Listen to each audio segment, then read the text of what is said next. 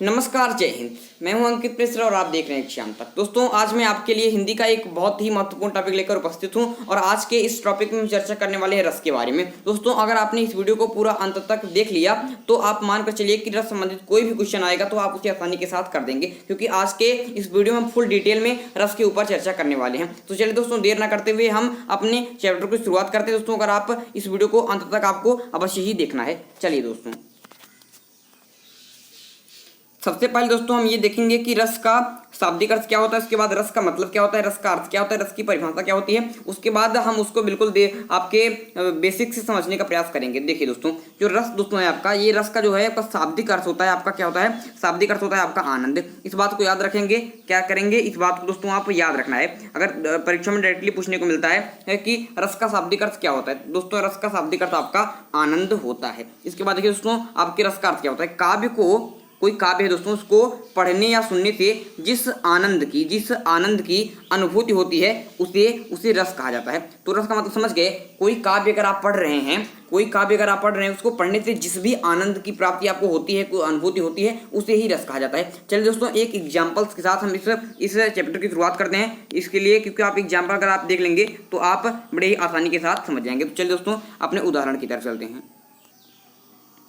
तो यहाँ पर दोस्तों एक मैं आपको एक उदाहरण पढ़ता हूँ, आप बताइएगा कि इसको पढ़ने के बाद आपको किस प्रकार के आनंद की अनुभूति हुई। यहाँ पर देखिए, अखिल भुवन चर अचर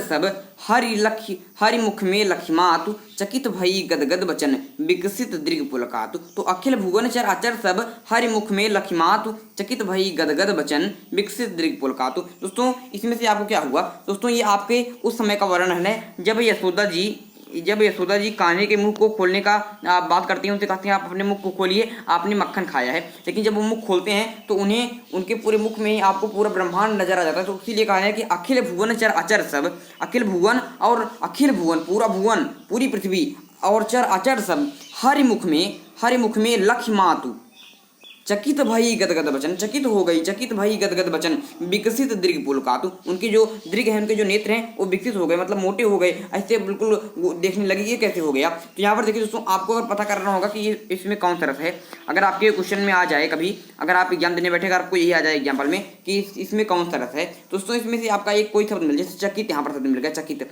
चकित होना, आश्चर्य में होना, हैरान होना। तो कौन सा रस है दोस्तों? यहाँ पर आपके अद्भुत रस है। कौन सा रस है? ये आपका अद्भुत रस है। और अद्भुत रस का स्थायी भाव ही होता है आपका क्या होता है? आश्चर्य। तो जिस भी काव्य को पढ़ने के बाद हमें आश्चर्य की अनुभूति हो, वहां पर हम कहते हैं अद्भुत रस। तो मैं इसी बात का आपको बताने का प्रयास कर रहा था यहाँ पर कि काव्य को पढ़ने या सुनने से जिस आनंद की अनुभूति होती है उसी रस कहा जाता है। तो यहाँ पर हमें किस प्रकार की अनुभूति हुई, किस प्रकार के आनंद की? दोस्तों, यहाँ पर हमें आश्चर्य की अनुभूति हुई। वो जो आनंद था, किस प्रकार का आनंद था? आश्चर्य का आनंद था। तो इसीलिए यहाँ पर कौन सा रस हुआ? इसलिए हमारा अद्भुत रस हो गया। तो अब आप समझ गए होंगे। एक चलिए उदाहरण और आपको देकर बिल्कुल आपको समझा देते हैं कि रस है क्या। यहाँ पर आपका कि अभी तो मुकुट बांधा था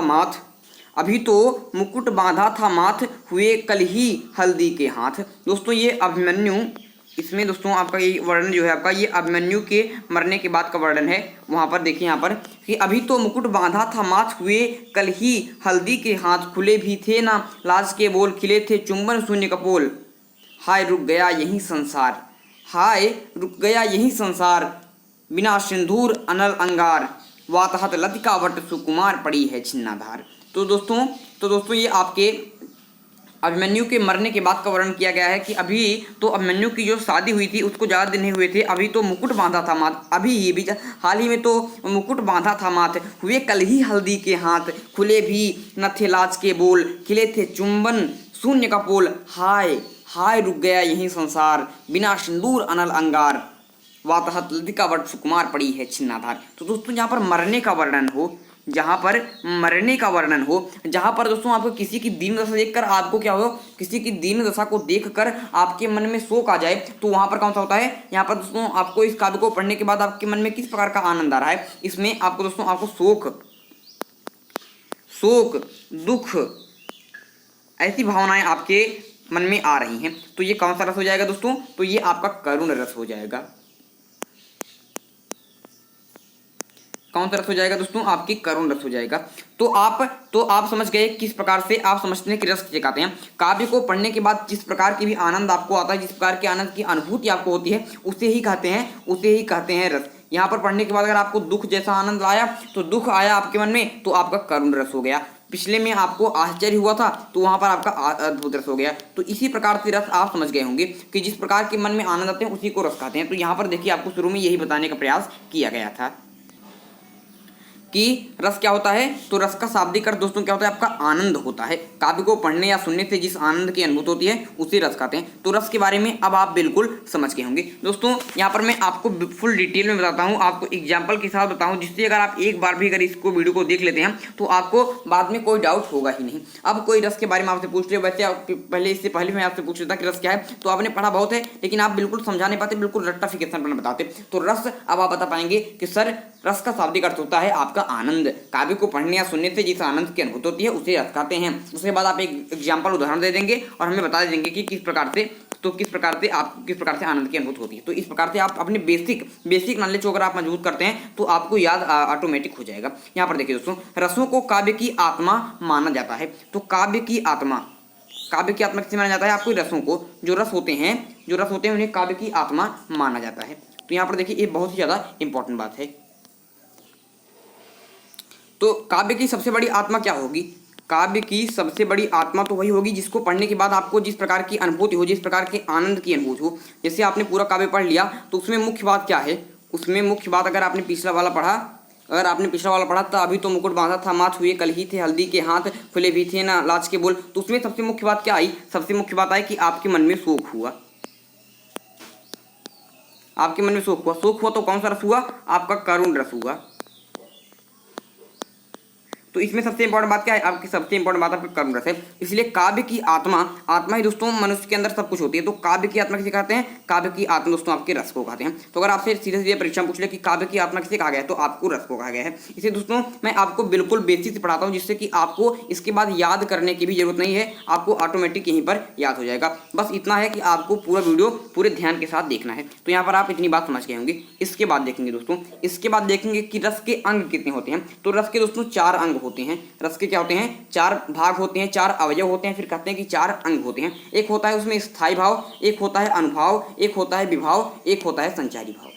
तो यहाँ पर दोस्तों अब इन चारों के बारे में फुल डिटेल में चर्चा करने वाला हूँ। इससे पहले रस के बारे में कुछ महत्वपूर्ण जानकारी आप जान लीजिए। तो रस के बारे में कुछ इंपॉर्टेंट इंफॉर्मेशन जान लीजिए जो परीक्षा में पूछा जाता है कि दोस्तों आचार्य विश्वनाथ थे, आपके आचार्य विश्वनाथ थे। तो आचार्य विश्वनाथ के अनुसार दोस्तों उन्होंने कहा क्या है, उनका एक वाक्य है जो बहुत परीक्षा में पूछा जाता है कि वाक्यम रसात्मकम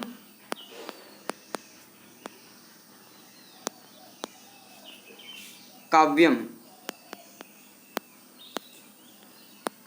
तो पूछा जाता है कि ये कथन किसका है, तो ये कथन आपके आचार्य विश्वनाथ का है, वाक्यम रसात्मकम काव्यम। उनके अनुसार कहा गया कि अर्थात जिस वाक्य से रस की प्राप्ति हो उसे काव्य कहते हैं। उन्होंने काव्य की परिभाषा ही आपके रस के साथ जोड़ दी। उन्होंने जो आपके काव्य होते हैं इसकी परिभाषा ही रस के साथ जोड़ दी, मतलब सर्वा काव्य का आपके रस को बता दिया। कहते हैं क्या कहते हैं, वो कहते हैं जो काव्य होता है, काव्य किसे माना जाएगा, कोई भी अगर वाक्य है उसको पढ़ने के बाद वाक्य क्या कहा गया है, उन्होंने कहा है कि जिस वाक्य से रस की प्राप्ति होती है, अगर कोई वाक्य अगर आप पढ़ रहे हैं उससे अगर आपको रस की प्राप्ति होती है तब उसे आप काव्य कहेंगे। तो आपके काव्य को उन्होंने रस के साथ जोड़ दिया और पूरा सर्वा आपकी रस को बता दिया। तो ये किसका कथन है, वाक्यम रसात्मकम काव्यम। ऐसा वाक्य जिसे पढ़ने के बाद रसात्मकम रस की प्राप्ति हो उसे काव्य कहते हैं। तो ये आपके आचार्य विश्वनाथ ने कहा था, ये बात आपको याद होनी चाहिए, बहुत ही ज़्यादा इंपॉर्टेंट बात है।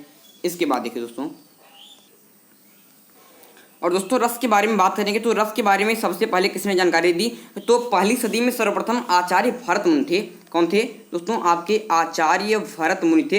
इन्होंने ही सबसे पहले आपके रस के बारे में बताया है, सबसे पहले इन्होंने ही रस के बारे में बताया है। इसलिए इन्हें रस संप्रदाय का, रस जो संप्रदाय है, रस संप्रदाय का क्या कहा जाता है, इन्हें रस संप्रदाय का प्रतिष्ठापक कहा जाता है। तो रस संप्रदाय का प्रतिष्ठापन किसने किया, प्रतिष्ठापक कौन है, तो इन्हें आपके भरत मुनि को कहा जाता है, क्योंकि पहली सदी में सर्वप्रथम आचार्य भरत मुनि ने अपने इनके एक ग्रंथ था दोस्तों, इनका ग्रंथ था आपके नाट्य शास्त्र, इनका ग्रंथ था आपका नाट्य शास्त्र। उसमें ही नाट्य शास्त्र में रस का विवेचन किया था सबसे पहले इन्होंने। इनके अनुसार दोस्तों, इनके अनुसार बात करेंगे आपके भरत मुनि के अनुसार, तो भरत मुनि के अनुसार रसों की कुल संख्या 8 ही इन्होंने मानी थी दोस्तों। इस समय आपको पता होगा कि रस की कुल मान्यता आपके 11 हो गई। किस प्रकार से हो गई है, चलिए मैं आपको बताता हूँ। आपको पता होगा कि रस इसमें कितने हैं, रस आपके 11 हैं। किस प्रकार से हैं, सबसे पहले दोस्तों जो भरत मुनि थे, जिन्होंने सबसे पहले आपके रस के बारे में बताया था, जिन्हें रस संप्रदाय का प्रतिष्ठापक कहा जाता है, उन्होंने 8 रस की चर्चा की थी। उसके बाद दोस्तों उन्होंने एक रस को नहीं माना था, उन्होंने जो आपका शांत रस होता है, उन्होंने एक होता है आपके शांत रस, उन्होंने कहा था कि शांत रस कोई रस नहीं है। तो इन्होंने क्या कहा था, आपके शांत रस को यहाँ पर रस के समूह में नहीं माना था। उन्होंने कहा था कि जो शांत रस है आपके नाटक में आता है, ना कि ये कोई भी प्रकार का आपका किसी भी काव्य को पढ़ने के बाद हमें आपके शांत रस की अनुभूति होती है, तो इसको उन्होंने नकार दिया था। लेकिन बाद में शांत रस को भी आपके व्याकरणाचार्यों ने आपके शांत रस को जोड़ दिया, तो आपके कुल हो गए 9। और बाद में 2 अन्य रस, एक आपके भक्ति विषयक रस आपके और एक वात्सल्य रस, ये 2 नए रस जुड़कर आपके कुल 11 रस हो गए। तो अगर आपसे पूछ ले कि भरत मुनि के अनुसार रसों की संख्या कितनी थी, तो केवल 8 थी। अगर ये पूछ ले कि भरत मुनि ने कौन से रस को नहीं माना था, तो आपके शांत रस को नहीं माना था। और अगर आपसे पूछ ले कि इस समय वर्तमान में आपके कितने प्रकार के रस माने गए हैं, तो आपके कुल 11 प्रकार के रस माने गए हैं। तो ये बात, अगर आपसे ये पूछ ले कि रस संप्रदाय का प्रतिष्ठापक किसे कहा जाता है, तो आपके भरत मुनि को कहा जाता है। तो इतनी बातें आपको बहुत ही खास हैं आपके रस चैप्टर के बारे में, जो बेसिक से पूछे जाते हैं। तो इतनी बातें आपको नोट होनी चाहिए। इसके बाद देखिए यहाँ पर दोस्तों जितनी बातें मैंने आपको बताई, यहाँ पर एक पीपीटी के माध्यम से आपको दे दी है। अगर आप इसका स्क्रीनशॉट लेना चाहते हैं तो ले लीजिए कि आपके भरत मुनि के अनुसार कितने रस हैं, तो आपके 8 रस हैं। भरत मुनि ने शांत रस नहीं माना है। कौन सा रस नहीं माना है, आपके शांत रस को नहीं माना है। और मूलतः रसों की संख्या कितनी है, मूलतः रसों की संख्या 9 है। लेकिन अगर पूरे कुल रसों की संख्या पूछ ले तो 2 और जुड़ जाते हैं। मूलतः 9 हैं, लेकिन 2 और भी जुड़कर आपके वात्सल्य रस और भगवत विषयों आपके 11 रस हो जाते हैं। और एक बात और जान लीजिए कि जो आपके श्रृंगार रस है, इसे रसराज कहा गया है। क्या कहा गया है, इसे रसराज, रसों में सबसे महत्वपूर्ण रस का राजा आपके श्रृंगार रस को कहा गया है। और अगर आपसे पूछ लेता है कि जो श्रृंगार रस से सबसे पहले रसराज कहा किसने था, रसराज की संज्ञा किसने दी थी, तो याद रखेंगे, बहुत ज़्यादा इंपॉर्टेंट बात है, पूछा गया परीक्षा में कि आचार्य भोजराज ने ही आपके श्रृंगार रस को आपके रसराज कहा है। तो इतनी बातें आपको याद होनी चाहिए, परीक्षा में से देखने को मिल जाती हैं। इसके बाद देखिए दोस्तों आपके क्या होता है स्थायी भाव, क्या होता है अनुभाव, क्या होता है विभाव, क्या होता है संचारी भाव। इसके बारे में अब एक एक करके मैं आपको डिटेल में यहाँ पर जानकारी देता हूँ। देखिए दोस्तों, सबसे पहले स्थायी भाव के बारे में। स्थायी भाव अर्थात प्रधान भाव, स्थायी भाव अर्थात प्रधान भाव। प्रधान भाव वही होता है जो रस की अवस्था तक पहुँचाता है। दोस्तों ये आपके प्रधान भाव होता है। क्या होता है दोस्तों, ये आपकी प्रधान भाव होता है। जैसे दोस्तों मैंने आपको वहाँ पर आपके काव्य आपको पढ़ाया था, एक काव्य मैंने आपको पढ़ाया था कि अभी तो मुकुट बांधा था माथ हुए कल ही हल्दी के हाथ, खिले खुले भी ने थलाच के बोल, खिले थे चुंबन शून्य का पोल, हाय रुक गया यही संसार बना, सिंदूर अनल अंगार, वातहत लतिका वट सुकुमार पड़ी है छिन्नाधार। तो वहाँ पर दोस्तों आपको महत्वपूर्ण जो आपको जो भाव आपके मन में आया, कौन सा भाव आया आपके दोस्तों, यहाँ पर आपके मन में दुख का भाव आया। कौन सा भाव आया, आपके मन में दुख का भाव आया। तो वही दोस्तों आपका मुख्य भाव होता है। क्या होता है दोस्तों, वही आपका मुख्य भाव होता है। तो ये आपका उसे ही कहते हैं स्थायी भाव। तो अगर पूछ ले जो करुण रस है दोस्तों, रस तो हो गया आपका करुण रस, इसका स्थायी भाव क्या है, तो करुण रस का स्थायी भाव क्या है, दुख, शोक। तो यहाँ पर यही शोक जो आपके मन में सबसे ज़्यादा देर तक आपके मन में शोक रहा, यही रस को, यही आपके भाव को आपके स्थायी भाव कहते हैं। तो यहाँ पर देखिए बिल्कुल कहा गया कि स्थायी भाव अर्थात प्रधान भाव। ये क्या दोस्तों, ये आपके प्रधान भाव है, सबसे मुख्य भाव यही है। प्रधान भाव वही होता है जो रस की अवस्था तक पहुँचाता है। दोस्तों ये भाव जो है इसने आपको रस की अवस्था तक पहुँचाया, आपके करुण रस तक इसने पहुँचाया। तो यही आपके शोक वाले भाव ने, तो यही स्थायी भाव होता है। बहुत ज़्यादा इंपॉर्टेंट बात है। और यहाँ पर देखिए दोस्तों, जितने प्रकार के भाव होंगे उतने प्रकार के रस होंगे। ये आपको पता ही होगा कि अगर हमारे मन में शोक का भाव आया तो हमारा करुण रस हो जाएगा, हमारे मन में प्रेम का भाव आया श्रृंगार रस हो जाएगा, हमारे मन में भय का भाव आया भयानक रस हो जाएगा, हमारे मन में घृणा का भाव आया विभत्स रस हो जाएगा, हमारे मन में हास का भाव आया हास्य रस हो जाएगा। मतलब जितने प्रकार के भाव उतने प्रकार के रस। तो इसी प्रकार से संख्या में देखेंगे कि स्थायी भाव की संख्या कितनी है। मूलतः पूछे तो स्थायी भाव में मूलतः कितनी संख्या है आपके 9 है, और कुल पूछ ले तो कुल आपकी मान्यता आपके 11 की दी गई, एक भगवत विषयक और एक आपके वात्सल्य रस, एक आपके वात्सल्य रस। तो ये आपके दो नए भाव, दो नए रस आपके व्याकरण में जोड़े गए हैं, जो बहुत ही महत्वपूर्ण है, इसको आपको याद रख के चलना है। और यहाँ पर दोस्तों बात करेंगे तो जो स्थायी भाव होता है ये इन तीनों से बिल्कुल अलग होता है। स्थायी भाव बिल्कुल अलग होता है। अनुभाव, विभाव, संचारी भाव, ये बिल्कुल क्या करते हैं, ये जो तीनों होते हैं ये आपके स्थायी भाव को उत्पन्न करने का कार्य करते हैं। अनुभाव, विभाव, संचारी भाव, ये तीनों मिलकर आपके स्थायी भाव को क्या करते हैं, उद्दीपित होने का आपके कार्य करते हैं। और स्थायी भाव जब उद्दीपित हो जाता है तो ये आपके रस को उद्दीपित करने का कार्य करता है। तो ये आपके बिल्कुल स्थायी भाव बिल्कुल मुख्य है और बिल्कुल अलग है। यहाँ पर देखिए दोस्तों, प्रत्येक प्रकार के रस के क्या स्थायी भाव होते हैं, ये परीक्षाओं में सबसे ज़्यादा इंपॉर्टेंट है। ये जो प्रॉपर्टी है आपकी ये सबसे ज़्यादा इंपॉर्टेंट है, और ये दोस्तों आपको बिल्कुल याद होनी चाहिए, ये आपको याद ही होनी चाहिए, क्योंकि प्रत्येक परीक्षा में यहाँ से क्वेश्चन पूछे जाना तय है। तो यहाँ पर दोस्तों मैं आपको बताता हूँ दोस्तों, आपका जो श्रृंगार रस होता है, जो आपके श्रृंगार रस होता है उसका स्थायी भाव क्या होता है, उसका स्थायी भाव होता है रति या फिर प्रेम या फिर रति। जो आपके करुण रस होता है उसका आपके स्थायी भाव होता है शोक, मैंने आपको बताया। जो रौद्र रस होता है उसका स्थायी भाव होता है क्रोध। जो अद्भुत रस होता है उसका आपके स्थायी भाव होता है आश्चर्य, विस्मय, जो मैंने आपको बताया था। इसका एग्जाम्पल लेकर, जो शांत रस होता है उसमें होता है आपका निर्वेद या फिर निवृत्ति, बहुत ज़्यादा इंपॉर्टेंट है। जो भक्ति रस होता है इसका दोस्तों आपके स्थायी भाव होता है भगवत विषयक रति या फिर अनुराग, मैंने आपको बताया। जो हास्य रस होता है इसका स्थायी भाव होता है आपका हास। जो आपके वीर रस होता है इसका स्थायी भाव होता है उत्साह। भयानक रस का स्थायी भाव होता है भय। विभत्स रस का उदय होता है जुगुप्सा, जिसे घृणा भी कहते हैं, जुगुप्सा या फिर घृणा। और जो आपके वात्सल्य रस होता है ये होता है वत्सल रति। वात्सल्य रस में ममता है, लड़के के प्रति माँ का प्रेम, इसी को आपको वात्सल्य रस में आता है दोस्तों आपका ये। तो ये आप समझ गए होंगे दोस्तों, ये वाला आपको याद होना चाहिए रस और स्थायी भाव, क्योंकि प्रत्येक परीक्षा में यहाँ पर देखने को मिलते हैं क्वेश्चंस। अब दोस्तों बात करते हैं विभाव के बारे में। अब किसके बारे में बात करेंगे, अब दोस्तों हम बात करेंगे विभाव के बारे में। विभाव किसे कहते हैं, बिल्कुल दोस्तों लोग पढ़ लेते हैं लेकिन बिल्कुल समझ नहीं पाते हैं, क्योंकि ये आपकी बिल्कुल समझने का फेर है। अगर आपने समझ लिया तो आपको याद नहीं कुछ करना है। हिंदी विषय है दोस्तों बहुत ही दोस्तों आसान होती है। हिंदी जो आपकी विषय होती है ये बहुत ही आसान विषय है। बस बात इतनी है कि आपको फुल समझ में आ जानी चाहिए, वरना आप याद करने लगेंगे तो बहुत ही बड़े विषय बन जाती है। लेकिन अगर आप समझ कर याद करेंगे तो आपके लिए बहुत ही आसान होता है। इसलिए बिल्कुल बेसिक से मैं आपको समझाने का प्रयास कर रहा हूँ। समय ज़्यादा लगता है तो आपको कोई चिंता वाली बात नहीं है। यहाँ पर दोस्तों आप एग्जाम तक चैनल को सब्सक्राइब कर लेंगे, क्योंकि यहाँ पर आपको इसी प्रकार की वीडियो मिलती रहती हैं। तो यहाँ पर देखिए दोस्तों, पहली बात कि विभाव किसे कहते हैं। दोस्तों विभाव के बारे में सबसे इंपॉर्टेंट बात लिख लीजिए कि विभाव का अर्थ क्या होता है। विभाव का अर्थ होता है कारण। यही एक शब्द आपके माइंड में होना चाहिए, कारण। जिस भी कारण से आपके स्थायी भाव जागृत होता है, स्थायी भाव का उदय होता है, उसे ही विभाव कहते हैं। अब देखिए, स्थायी भाव को जागृत करने वाले भाव को, जागृत करने वाले भावों को विभाव कहते हैं। मतलब देखिए दोस्तों, स्थायी भाव जो होता है दोस्तों आपके, स्थायी भाव जो होता है दोस्तों आपके, जैसे किसी के मन में आपके रति का भाव आया, आपके किसी के मन में प्रेम का भाव आया, तो इसी प्रेम के भाव को जगाने वाला कार्य कौन करता है, आपके विभाव करते हैं। देखिए दोस्तों, मैं आपको एग्जांपल्स के माध्यम से समझाऊंगा, उसको समझने का प्रयास कीजिएगा। उससे पहले देख लीजिए कि आपके विभाव के कुल दो भेद होते हैं। एक होता है आलंबन विभाव, एक होता है उद्दीपन विभाव। एक होता है आलंबन विभाव, एक होता है उद्दीपन विभाव। तो आलंबन उद्दीपन में अब आप थोड़ा थोड़ा समझ पाएंगे कि आलंबन किसे कहते हैं। वह भाव जिसका आलंबन दोस्तों, ये आपका आलंबन जो भाव होता है, जो आलंबन विभाव होता है, ये आपके मनुष्य के अंदर होता है। यहाँ पर देखिए दोस्तों, जैसे आलंबन विभाव जो होता है, यहाँ पर देखिए कि यहाँ पर विभाव के दो भेद हो गए, एक हो गया आलंबन, एक हो गया उद्दीपन।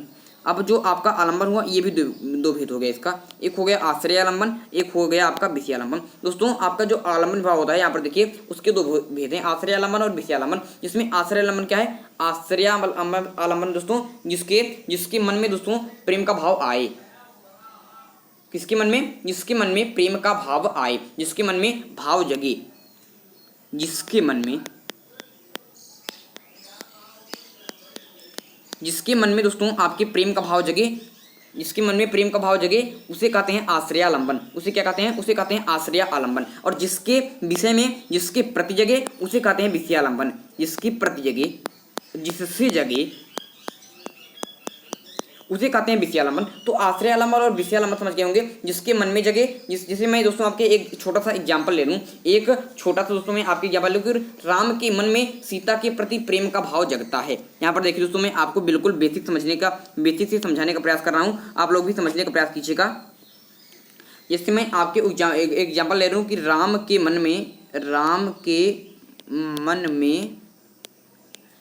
मन में सीता के प्रति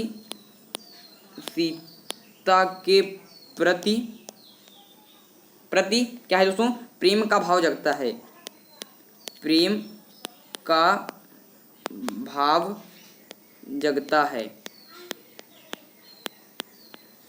तो राम के मन में सीता के प्रति प्रेम का भाव जगता है, तो ये कौन सा रस है दोस्तों, ये कौन सा रस है आपके, तो यहां पर था कि राम के मन में सीता के प्रति प्रेम का भाव जगता है। तो किसके मन में, आपके राम के मन में जगता है। तो राम के मन में जगता है, तो राम कौन है, तो राम दोस्तों आपके आश्रयालंबन है, राम आपके आश्रयालंबन होंगे। और किसके प्रति जगता है, तो सीता के प्रति जगता है। तो सीता क्या होंगी दोस्तों, सीता आपकी विषयालंबन होगी, विषयालंबन होंगी। तो ये आप समझ गए होंगे कि आपके आश्रयालंबन किसे कहते हैं और विषयालंबन किसे कहते हैं। आश्रय मतलब राम के जिसके मन में जगे, और विषयालंबन जिसके प्रति जगे। तो अब आलंबन और उद्दीपन के मतलब आप समझेंगे। आलंबन का मतलब समझ गए, जिसके मन में जगे और जिसके प्रति जगे। ये आपके आश्रयालंबन और विषयालंबन दो भाव में आपकी बट गया। अब बात करते हैं उद्दीपन भाव की। अब बात करते हैं किसके, आपके उद्दीपन भाव की। दोस्तों जिन वस्तुओं अथवा परिस्थितियों को देखकर स्थायी भाव उठने लगते हैं, उद्दीपित होने लगते हैं, उसे उद्दीपन भाव कहते हैं। दोस्तों जिन परिस्थितियों को देखकर, जैसे दोस्तों आपके एकांत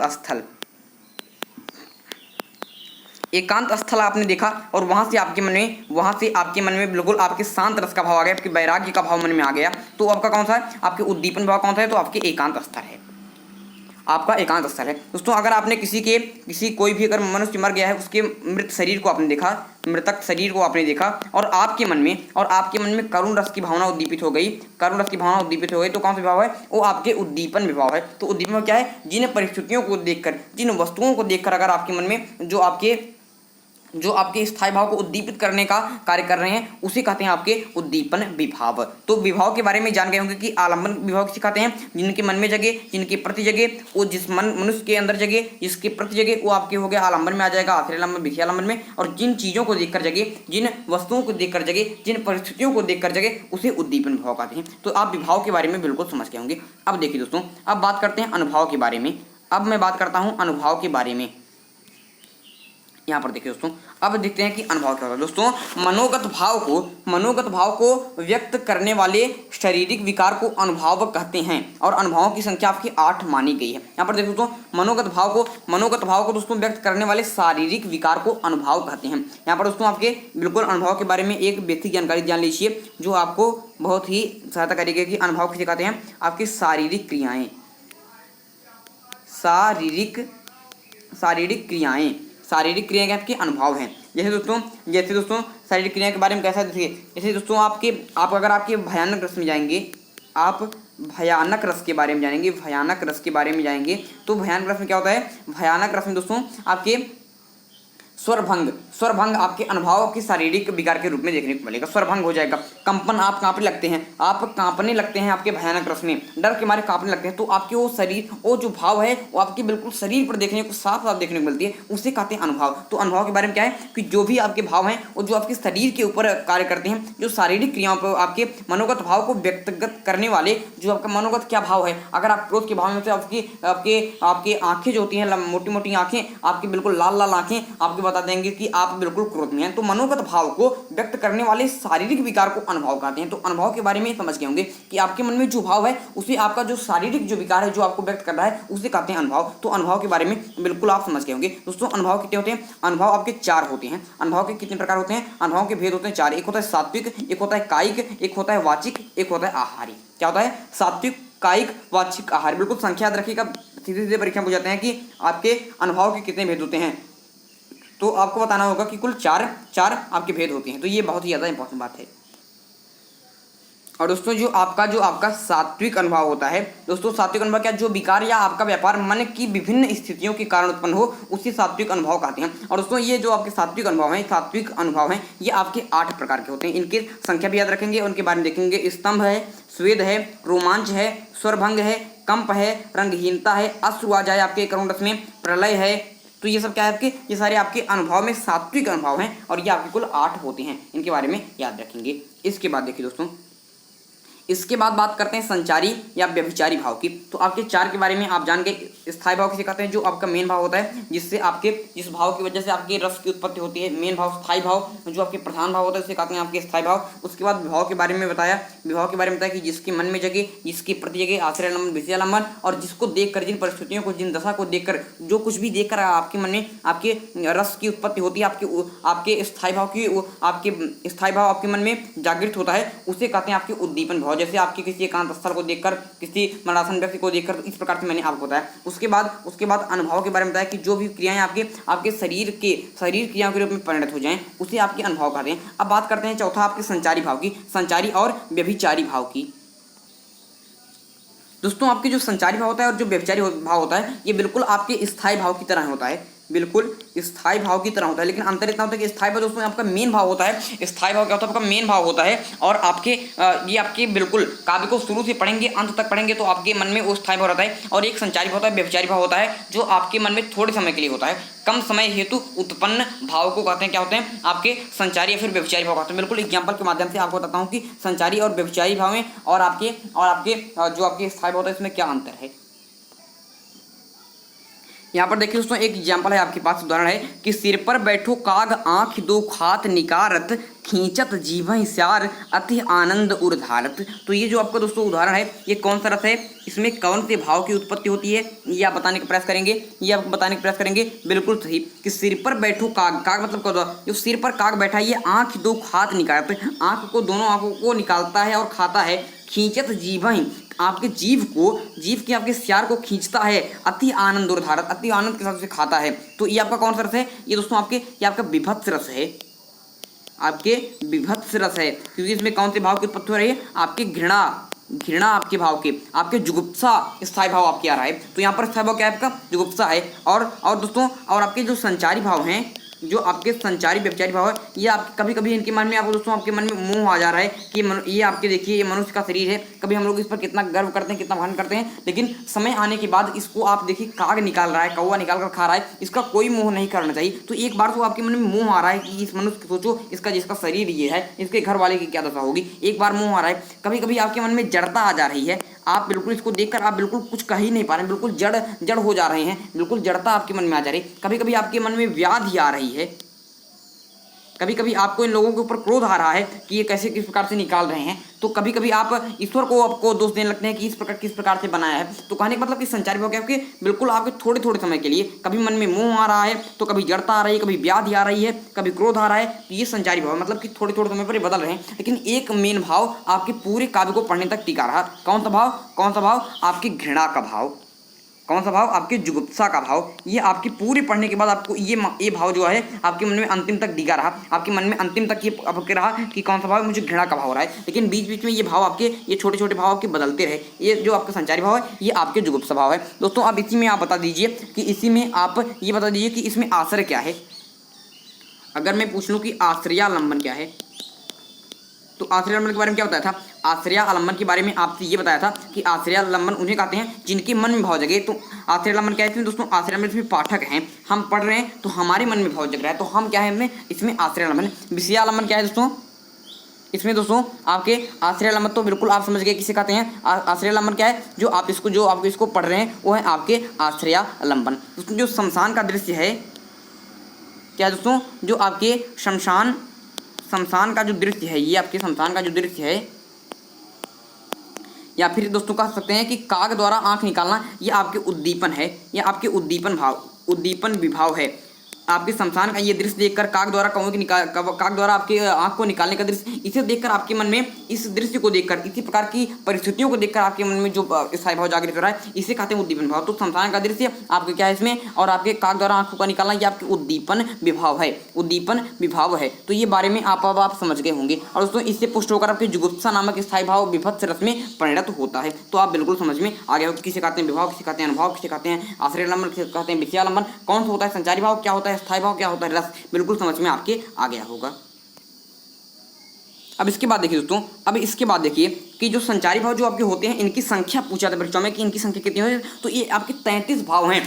कुल मिलाकर 33 ही भाव ऐसे हैं जो आपके बिल्कुल बदलते रहते हैं, बिल्कुल क्या होते हैं आपके अलग अलग रसों में जाते रहते हैं। ये संचारी भाव 33 हैं, ये संचारी भाव 33 हैं, स्थायी भाव 11 हैं, आपके विभाव 2 हैं आपके, उसमें ये आप संख्या याद रखनी है, संख्याएं आपको याद रखनी है, ये आपकी सीधे परीक्षा पूछे थे। तो संचारी भाव की संख्या कितनी है आपके 33 है। वैसे तो दोस्तों 33 के बारे में बताना चाहिए, लेकिन यहाँ पर बहुत ज़्यादा ही बड़ा वीडियो बन जाता है, वरना एक एक की अलग अलग डिफिनेशन है, आपको समझ में आ जाएगा कि कौन कौन सा किस प्रकार से भाव है। अभी हाल में पूछा गया था कि इसमें से कौन सा एक संचारी भाव है, तो उसमें एक अमर्ष का विकल्प आया था। तो अमर्ष मतलब होता है अनुचित व्यवहार से उत्पन्न क्रोध, आप किसी के प्रति अनुचित व्यवहार करते हैं तो आपके जो भाव जगता है उसे अमर्ष कहते हैं। इसी प्रकार से आपके 33 संचारी भाव हैं, उनके बारे में बिल्कुल डिटेल में चर्चा कभी मैं आपको करूंगा, उसके लिए आप चिंता न करेंगे। और इस वीडियो को ज़्यादा से ज़्यादा लाइक शेयर सब्सक्राइब करेंगे, जिससे कि आपको इस वीडियो को ज़्यादा से ज़्यादा लोग देख सकें। आपके मन में कितना समझ में आया, किस प्रकार समझ में आया, कोई अगर डाउट रह गया हो तो हमें कमेंट कर बता दीजिएगा कि ये हमारे मन में समझ में नहीं आया, ये इसमें डाउट है।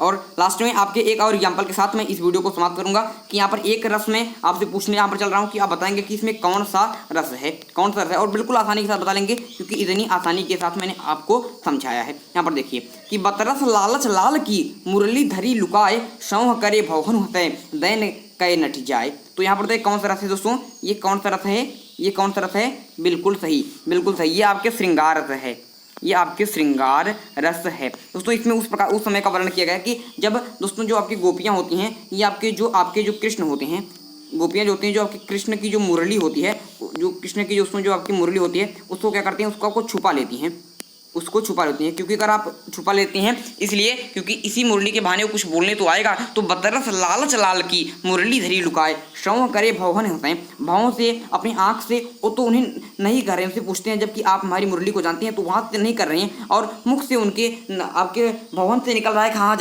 जानती हूँ, लेकिन आपके मुख से नहीं निकल रहा है क्योंकि वो चाहती हैं कि वहाँ पर ज़्यादा देर तक मुरली मिले ना, जिससे हमसे बात कर सके। तो कौन सा रस है, ये आपके श्रृंगार रस है। और दोस्तों तरन तनुजा तर तमाल तरुवट बहुछाए, झुके कुल सो जल प्रसन्नित मनसु है, ये भी श्रृंगार रस है। इसके बारे में याद रखेंगे क्योंकि ये परीक्षा में पूछा गया है। और दोस्तों ये आपसे अलंकार कोई में पूछता है कि तरन तनुजा तर तमाल तरुवट बहुछाए में कौन सा अलंकार है, तो ये आपके अनुप्रास अलंकार होता है। तो आपके रस में पूछे तो श्रृंगार रस है। तो ये बहुत ज़्यादा इंपॉर्टेंट बातें हैं दोस्तों। अभी आपके रस का एक वीडियो में और लेकर आऊँगा जिसमें हर जितने भी आपके रस हैं, जैसे करुण रस, जैसे अद्भुत रस, जैसे विभत्स रस, जैसे आपके अद्भुत रस, तो हर के एक एग्जाम्पल और किस प्रकार से उसको समझना है मैं आपको बता दूंगा। तो उसके लिए दोस्तों आप वीडियो का इंतजार करेंगे, इस वीडियो को शेयर करेंगे, सब्सक्राइब करेंगे, लाइक करेंगे। और दोस्तों जब मैं वो वाला वीडियो लाऊंगा तो वहाँ पर आपको कुछ महत्वपूर्ण प्रश्न भी करवाऊंगा। तो इसलिए दोस्तों चैनल को सब्सक्राइब कर लीजिए, जिससे कि जब भी मैं इसके नए वीडियो डालूं तो उसका नोटिफिकेशन आपको सबसे पहले मिल जाए। चलो दोस्तों आज के लिए आपसे लेते हैं विदा, अगले वीडियो में एक नए टॉपिक के साथ फिर होगी मुलाकात। तब तक के लिए मुझे दीजिए इजाजत। मैं हूं अंकित मिश्रा और आप देख रहे हैं एग्जाम तक। धन्यवाद।